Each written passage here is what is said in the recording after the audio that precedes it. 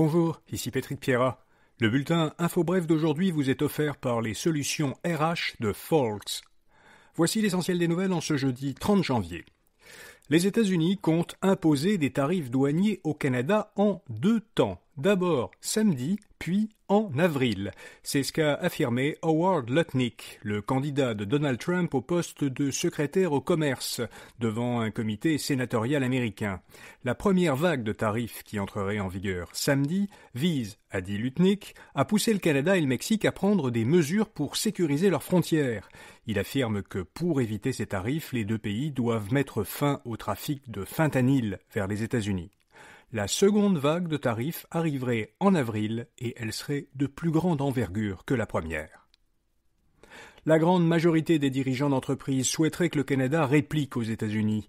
Selon un sondage mené par la firme comptable KPMG auprès des chefs d'entreprise canadiens, 85% d'entre eux croient que le Canada devrait combattre d'éventuels tarifs américains en imposant des contre-tarifs.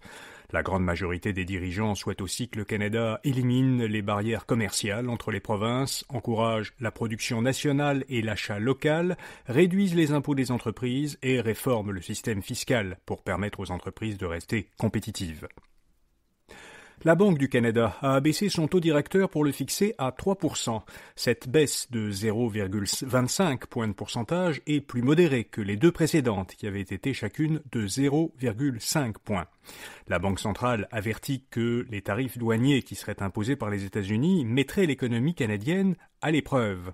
Elle estime que si Washington impose des droits de douane, le PIB canadien pourrait baisser de 2,5% la première année et 1,5% la deuxième année par rapport à un scénario sans droits de douane. La Réserve fédérale américaine, la Fed, a, elle, décidé de ne pas baisser son taux directeur et de le laisser dans une fourchette de 4,25 à 4,50%. Cette décision suit 3 réductions consécutives depuis septembre dernier. Pour contexte, Donald Trump avait pourtant exigé que la Fed baisse ses taux d'intérêt. La Fed a expliqué son choix de maintenir ses taux par la vigueur de l'emploi, l'inflation tenace et la croissance économique soutenue. Après l'annonce de la Fed, les principaux indices boursiers américains ont chuté d'environ 1 demi-point de pourcentage. Un mot maintenant de notre commanditaire. Si vous écoutez ce balado pour avoir les nouvelles en 5 minutes, c'est que vous aimez être efficace. Alors le logiciel RH québécois Folks est fait pour vous et pour votre entreprise.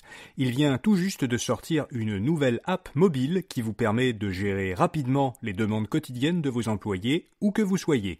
Découvrez le logiciel Folks RH en suivant le lien dans la description de cet épisode. Québec et Ottawa financent un programme de lutte contre les feux de forêt. Les deux gouvernements investiront chacun 32 millions de dollars dans un programme pour renforcer la capacité du Québec à se préparer et lutter contre les feux de forêt. Ce programme doit permettre d'acquérir du matériel de lutte contre les incendies, comme des véhicules et des aéronefs, de recruter des pompiers et de former des intervenants. Une deuxième journée de grève touchera 400 CPE dans l'ensemble du Québec le 6 février. Cette grève concerne les 13 000 éducatrices des centres de la petite enfance, membres de syndicats affiliés à la CSN. Les éducatrices affirment qu'une rencontre avec le gouvernement qui a eu lieu mardi n'a pas permis de faire des avancées significatives. Elles dénoncent le manque d'intérêt du gouvernement, disent-elles, à accélérer la cadence des négociations de leur nouveau contrat de travail. Les mesures prises par le gouvernement Legault ne protégeraient pas les milieux humides, du moins pas adéquatement. C'est la conclusion d'une analyse de la Fondation Rivière. Elle présentera aujourd'hui un mémoire devant une commission parlementaire qui examine un projet de loi dont l'objectif est justement d'accélérer la restauration des milieux humides au Québec. Or, la Fondation affirme que cette loi autoriserait des restaurations seulement partielles de milieux détruits, et qu'elle autoriserait aussi de restaurer un milieu humide dans une autre région, y compris une autre zone, une zone éloignée qui n'aurait pas les mêmes caractéristiques que la zone détruite.